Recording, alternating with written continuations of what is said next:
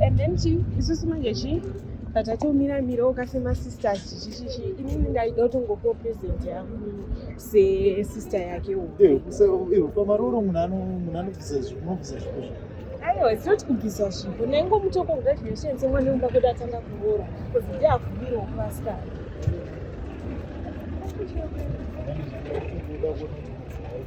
asina italent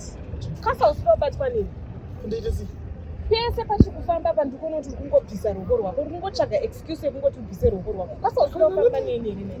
munonetsa kuti munhu ubate muri kunetsa chiko pane vanhu here vakawanda ipapo patiri kufamba aiwa pane pamwe pekuti panofura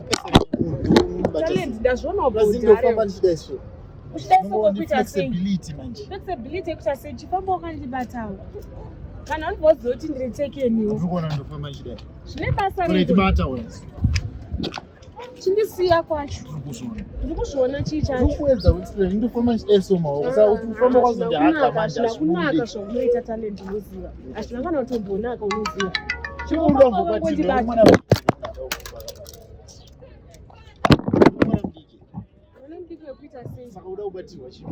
tinodanana here netalent munhu ngaangofamba akazvimiririra akazvimirira zvekuita sei batane kuita sei nangwa isari nazikuda kufamba ndakahamba sei uri kuramba sei uri kuda kuzi mukomana wangu zvenetalent mukomana wangu anofamba kabata talent wonya kwanire usakosira usakura uchibatwa nofamba ndichida isoni uchidaiso kwekuita sei kusiri kutodza ngonibata zvakanaka here bata uri ndikubata zvakanaka talent nditire serious kana usida kundibata it's okay handisuda kumubata it's okay talent ngafamba akazvimirira famba 1 meter apart 1 meter apart yekuita seko kune korona here kwari kuti 1 meter apart nyaya yekorona nyaya yekuti ngafamba ndofamba chidaisa saka tambobvire tese wadi kukwira yako kombi ndakwira yangu kombi unoda kukwira yako kombi chendinokwira yako